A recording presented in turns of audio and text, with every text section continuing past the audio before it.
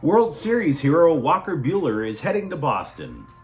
A high schooler was spotted at USC football practice. Don't worry, it's not as creepy as it sounds. And LAFC addresses its offensive depth. Good morning.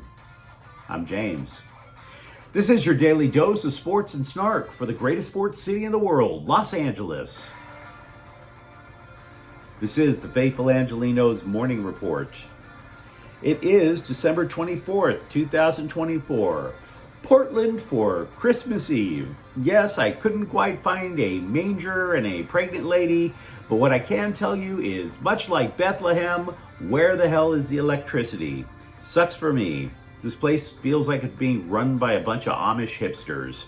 But we're always going to look at the high side. We're going to talk LA sports, and if you like being in the know about LA, clickety-clack the like button. Clickety-clack the subscribe button. There's a notification bell. Hit that. It'll let you know when we drop new content. Sharing is caring. Let people know we exist. And by all means, comment. Now, before we go through the news and notes, look at the scoreboard. Detroit 117, Lakers 114. Yes, LeBron James scored 28 points and Anthony Davis added 19. But that offensive juggernaut known as the Detroit Pistons just dropped 117 points on the Lakers. You know, just yesterday, there we were talking about how the Lakers believed in their defense. 117 points. I was telling you guys it wasn't sustainable because they have no perimeter defense. Cade Cunningham scored 20 because they have no perimeter defense. And Jaden Ivey, a guy I've never heard of before, added 18. 117 points. Also, the Clippers beat Memphis 114-110. Norman Powell scored 29 points. James Harden 21. Ivica Zubac 20. And the Clippers are 17-13. Meanwhile, there are no games involving LA teams today because, well, the Angelenos are too busy paying their light bill. But I digress. Let's get to the news. Seems like only yesterday when we were not only talking about this false belief in the Laker defense, we were also discussing about how Walker Buehler wasn't particularly enjoying free agency. Because we were talking about that only yesterday. So, the guy who saved the clinching game in the World Series for the Dodgers is heading to Boston. He signs a one-year deal with the Red Sox for $21 million. I do realize, in the euphoria of winning a title, every player gets treated like family, even though we've never met them. Even though they're the wealthy ones. We treat them like we need to take care of them, right? Of course, that's with the exception of Julio Urias from a couple of years ago, but I digress. Look, what I'm trying to get at is there's a lot of wailing and gnashing of teeth among Dodger fans because Buehler left. But in all honesty, this seems like the fair result. It does. We've already established that the Dodgers will spend a record amount in luxury taxes this year. Over $103 million, more than the payrolls of 6 Major League Baseball teams. And by the way, the luxury tax is used to pay the payrolls of said 6 teams. So, okay, do you really want to keep paying other people's teams on top of it? If you're going to sign a guy, great.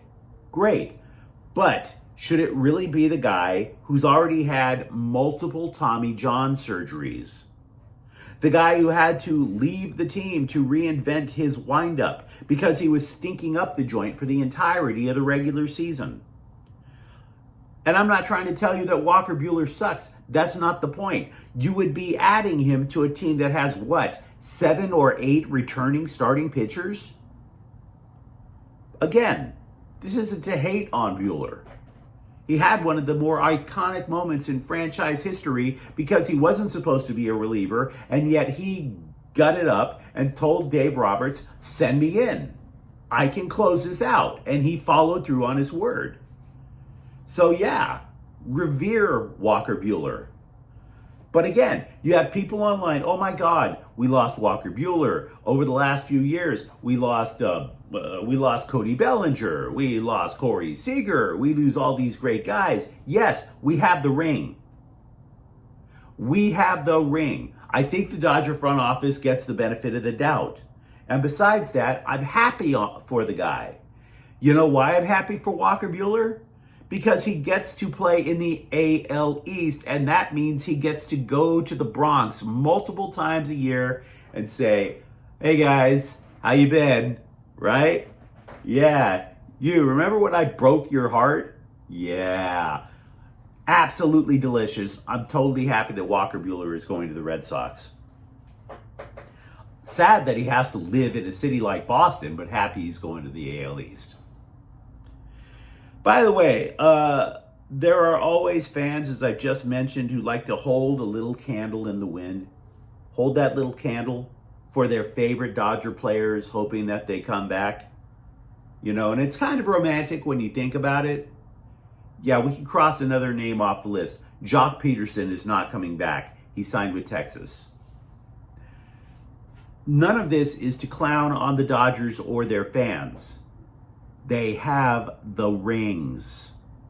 Savor that, guys. Savor it. Quarterback Houston Longstreet was practicing with USC, even though the Trojans have a bowl game this week. Oh, and even though Longstreet is still in high school. I mean, look, obviously he's not here to play in the Las Vegas Bowl, as optimistic as that might sound, but it does illustrate the awkward status of the USC quarterback situation. See, USC only has 2 quarterbacks for their bowl game. 2. And the reserve, Jake Jensen, is transferring to Montana State after the bowl, so you know he's not all that hyped to get on the field to get hurt. Longstreet led Corona Centennial to the CIF Division I semifinals. He's a 5-star prospect. He only played in 9 games this season, though, due to injury. He still threw for 1,641 yards with 18 touchdowns and 4 picks. He also ran for 494 yards with 6 more touchdowns. So with numbers like that, you can pretty much say, you know, that sounds like a Lincoln Riley type quarterback. And you'd be right. And it kind of makes sense that you'd want to at least have him dip his toe in the playbook. But high schoolers on the practice field kind of has Megan's Law website written all over it. So I'm glad it's not like a big habit. The future of USC football. Houston Longstreet practicing with the Trojans and then going back for basic history and prom. LAFC has signed free agent forward Jeremy Ibobase, who was last seen trying his darndest with last place San Jose. The guy has scored double digits in goals twice in his career, but the Quakes, and I saw them play, they were the hottest of garbage, so he only scored 6 times. The new deal with LAFC goes through 2027 with a club option for another year. He's better known for his accomplishments with the Portland Timbers because he reached the MLS Cup final back in 2018. And this is a needed move, I would argue, for the black and gold. Look, their offense wasn't terrible. They were 4th in the league in goals. But they got next to nothing out of Olivier Giroud. And I'm not trying to say that means that LAFC should bench a World Cup champion. That's not where I'm going.